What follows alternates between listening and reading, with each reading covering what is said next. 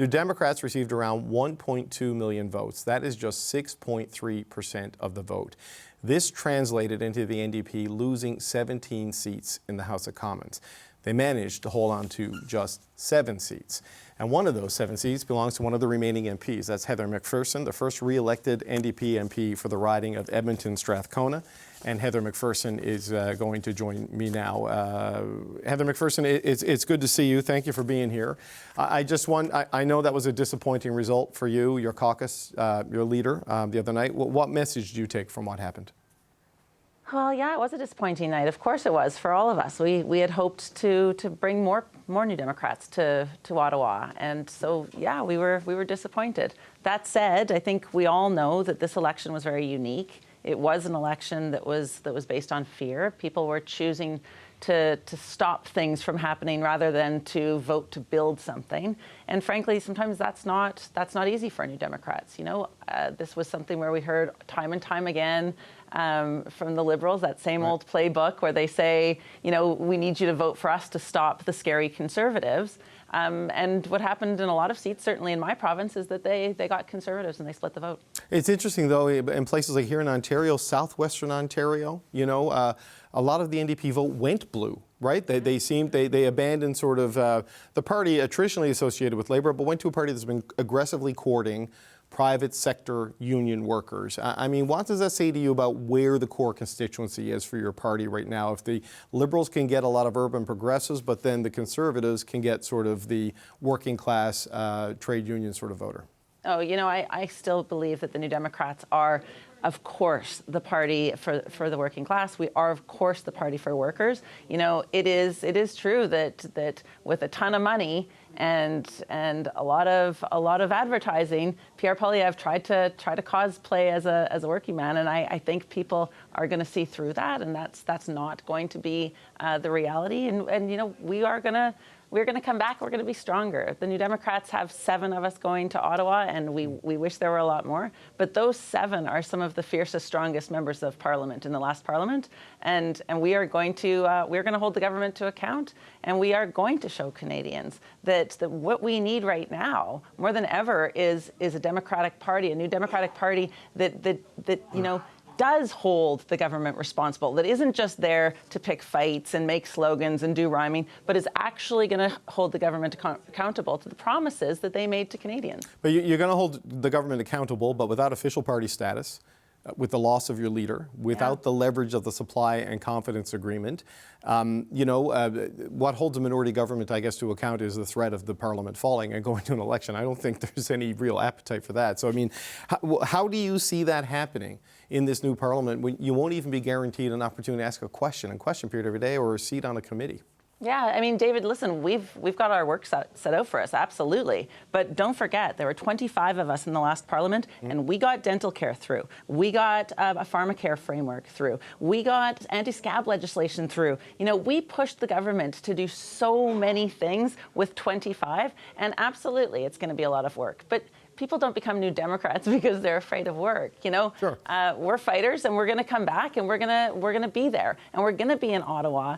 You know, we do have the balance of power. We do have the ability to make sure that the government is doing things for Canadians. I'm worried about Mark Carney. I'm worried about having a banker that maybe doesn't understand how difficult it is for Canadians right now, how difficult it is for them to afford housing, how difficult it is for them to afford groceries. And that's where New Democrats belong. That's why we need to be there. And, you know, Canadians don't want a 2-party electoral system. We've seen how this has worked out in the United States, and it's terrible. It makes everyone divisive. It pushes people to the edges. What we need is parliamentarians that are willing to roll up their sleeves and get to work. And you know, we need a 3-party or multiple party system in this country to have a strong democracy where there is collaboration, there is working together, there's getting things done for Canadians. That's what Canadians need. Right, but I mean, I appreciate your argument, but 85% voted for those 2 parties if you add it all up. And in a reasonably high turnout election, I know there are circumstantial reasons for that, but a lot of working class Canadians do seem to believe that either Pierre Poilievre or Mark Carney does, even if they don't in their gut understand what they're going through, they trust them to find the solution. right? That's the message I take from this. So, like, why do you think they didn't look at Jagmeet Singh, who certainly has empathy and campaigned with good humor, not as the solution? This is the problem. Like, the New Democrats got very much squeezed out because for some reason it wasn't the life raft people were looking for in this crisis. Well, and I think that comes down to that thing where we talked about the fear election. You know, this is a Donald Trump election. So we had Liberals telling Canadians that they had to vote Liberal so that they could keep out Pierre Poilievre and deal with Donald Trump. And then we had other folks that were very, very worried about a fourth term for a Liberal government that had seen their cost of living go up, had seen the cost of groceries go up, had seen, you know, no steps taken to protect the healthcare system, all of those pieces. So I think in this election, what we saw was people making those choices. I don't think it's a reality for the New Democratic Party going forward. I think we are going to rebuild as a party. You know, we've been in situations like this before. We will rebuild. We will come forward with propositions that Canadians can believe in. I'm excited. You know, honestly, we are going to have a leadership race. And leadership races are a moment where the party can talk about the values that we have, where we can bring New Democrats from across the country together, where we can have some of those conversations and build that excitement that we need to have to start to rebuild our party. You know, we've got 2 jobs to do in Ottawa this Parliament. We have to hold the government accountable. We have to be a strong opposition, and we have to get more New Democrats elected in the next Parliament. Right. Well, your caucus needs to get together and figure out who the interim leader will be, and then you move on to the process of permanent leader. Do you want to be the permanent leader of the party? Will you run for the leadership? You know, our caucus is going to meet tomorrow. We're going to have some conversations. I've heard from a number of different people that have asked me to consider it, and I haven't had time. I just haven't had the time to really think that through, to talk to my family, to talk to all of the people that I would need to speak to. So I can't answer that question right now. Okay. All right. Well, look, just one last question then. You know, there has been this duality of sort of the urban progressive cohort of the party and sort of that working class cohort of the party. Yeah. Can the NDP stay in both of those lanes? I mean, do you need to sort of get back to more of a traditional class-based party, sort of what the NDP was, or do you need to steer more into the sort of left-leaning progressive value set? I don't think we've ever left I don't think that's ever changed. We've always been the party that's been trying to make life more affordable, make life better for Canadians. Sure, but there's a tension between those two. There's a tension between those two issues at times, right? And between the focuses of what a working class voter wants and maybe what an urban, sort of progressive may be looking for, from their leader. And do you need to recalibrate that balance, I wonder? I don't think so. I think, honestly, what we need to be focusing on right now, I think about this a lot, but the election was on Monday night. Well, Tuesday morning, Canadians could still, we're still struggling to buy groceries. On Tuesday morning, there still was no rent protection for people in Alberta. On Tuesday morning, there was a housing crisis and there was a threat of privatization in our healthcare system. So that's why New Democrats have to be there. And that's not an urban-rural, that's not there's no divide there. That's what all Canadians need New Democrats to be fighting for. Okay. NDP MP Heather McPherson, thanks for speaking with us today. And congratulations on your re-election and good luck with the tough work ahead. Thanks so much. All right, that's NDP MP Heather McPherson. We're going to go back to the panel. And Tim, guess who I'm starting with this time? Oh, good. It's going to be Jordan. Tim? No, it's not Tim.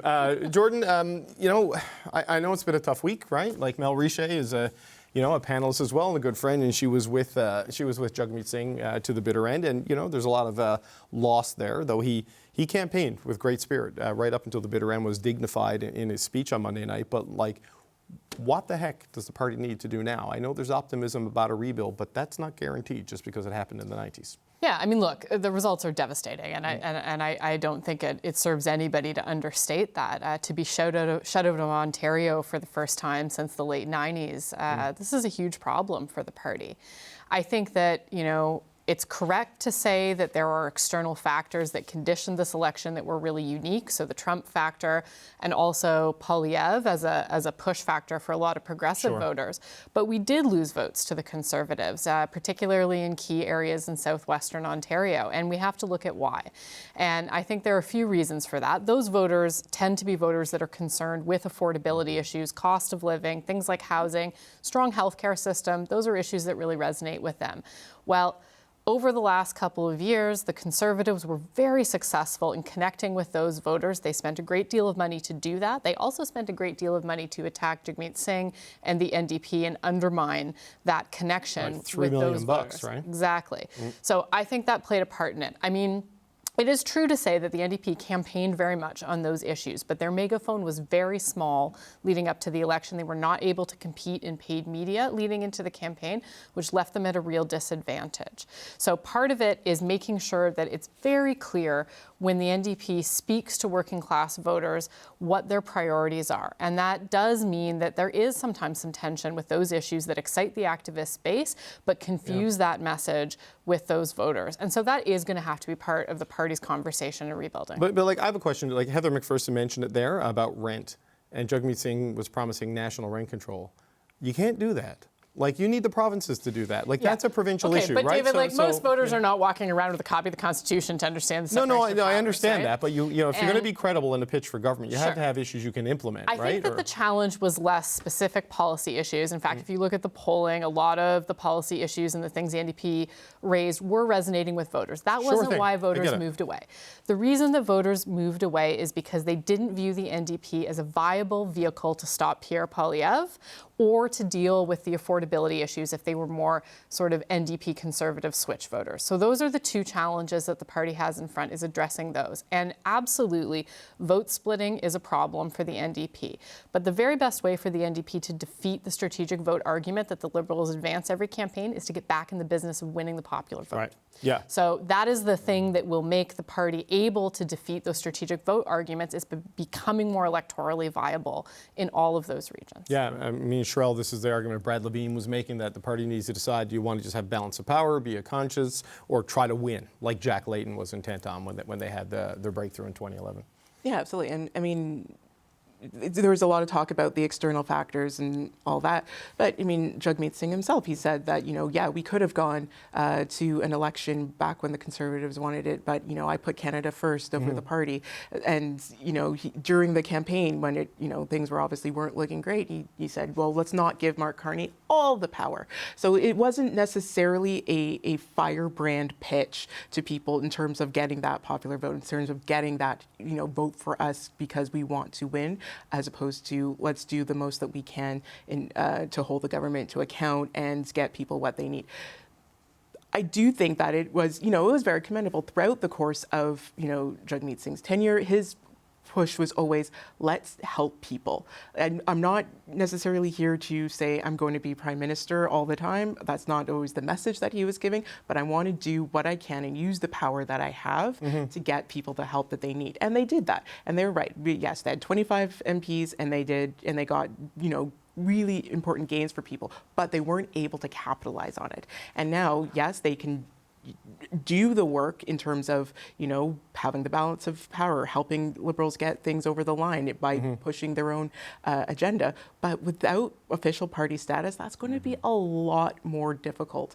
You don't have the financial resources. You don't have the seats on committees. You're basically there on everybody else's good graces of getting them to allow you to speak or allow you to put forward, you know, amendments and things on bills and committees and those types of things. So there are lots of like procedural things that are going to make it a lot more difficult with having such a small group. I'm not saying that they're not competent, because they are incredibly competent people who were elected, but it is going to be that much more difficult. Yeah, there's a sort of like a tragic irony in all of this, Carleen. Like, you know, Cheryl Oates and Anne McGrath have made the point on the show that, you know, Jagmeet Singh, if you just look at the 7 seats, like you look at the political defeat here, but on a policy front, very consequential in those, getting the implementation of those programs in the supply and confidence agreement.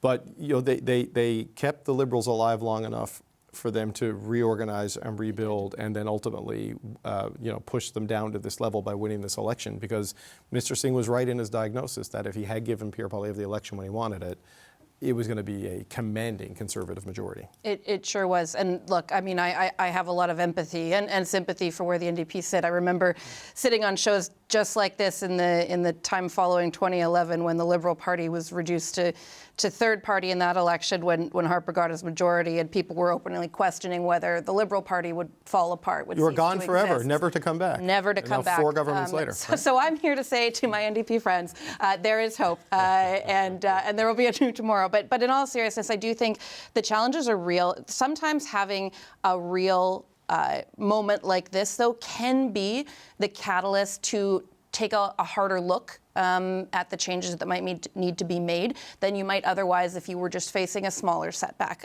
Sort of that idea that you need to burn it down to be able to build it all back up again. There's another administrative difficulty too that I think is interesting. Just looking at the initial Elections Canada results on their website earlier today, I noticed that there were a lot of NDP candidates who failed to meet that 10% threshold that Elections Canada requires in order to get the Elections Canada rebate. And that is worth a ton of money. Like I think there was something like 80% of the candidates failed to reach that threshold. I hadn't looked at that. That's a very good point. That can be like $2, $3, $4 million bucks of money, and that financial challenge could also present a challenge to the party in terms of its ability to actually hold the Liberal government to account. So it's not a clear path. Yeah, especially since they often remortgage the Jack Layton building to help pay for elections. So, Jordan, you wanted to jump in there. Yeah, I was just going to say, I think one of the other important pieces of context for this, and particularly when we're talking about those blue-orange voters in southwestern Ontario, is, the federal Conservatives don't have the same relationship with organized labor that the provincial PCs do. So it's not a one-to-one on that. The provincial Conservatives have really invested a lot of time and a lot of resources in courting certain large private sector unions. That is not the case federally. The federal Conservatives did not receive any large endorsements from major private sector unions. And the other thing to point out, too, is that for the NDP, provincially, they still hold all those seats, right? London, Windsor, Hamilton, you have Niagara. So there are strong roots there for the party to fall back on. And I think that there's going to be important conversations, not just in Ontario, but across the country with those provincial sections where they are in official opposition, in government. They are competing and winning in those elections, and there's a lot to be learned there. Yeah, Tim, I don't know what to make of the value of union endorsements. I'm not an anti-union guy. I'm in a union myself. But there's what the union leadership says, and then there's what the union membership does, right? Like Lana Payne was with Mark Carney as on his advisory council. The auto belt went blue. You know what I mean? And Unifor represents so much of the workers down there. So I don't know. You're asking me this, Jordan. I'm still mad at Jordan over the whole tax havens argument. So I'm going to give you a really good. Tim's our union steward. I don't think, joking aside, endorsements don't really mean much anymore in anything. It's like the old days. Oh, the such and such a paper endorsed us. Oh, that must mean we will win. That doesn't matter anymore. What matters is whether people who give you those endorsements lend their people and their labor and their money and their time. But I would just say the NDP and Conservatives are similar in this approach, is in that they both need to know what it is they are representing and who they appeal to. The challenge is more acute for the NDP right now, but the reality is Canada needs an NDP. It needs that third voice because there is a space, as has been proven at different levels out there. But the NDP has a bigger challenge than the Conservatives now. That isn't the 7 or 8 seats they have. It's what is it we want to sell to people? Sherelle makes a good argument, as Mr. Singh did, about we're there to help people. Well, guess what? You can help more people if you're in power, and you do that. But there is still a large chunk of the NDP that Jordan knows better than I that are okay with being the conscience. I think you live in an era, though, particularly with young voters, where they want the conscience and they want the outcome. And until the NDP find a way of delivering that and using language, much like Mr. Poilievre has used to connect with young people around their affordability issues, the NDP need the language that connects with affordability and conscience. Mr. Singh was a good communicator, but I don't think he had that etymology with him. Okay. We got to let the etymology phrase be the last word here because we got to take a break. So I want to thank the Power Panel, Carleen Bryan, Tim Powers, Jordan Leichnitz, and Sherelle Evelyn.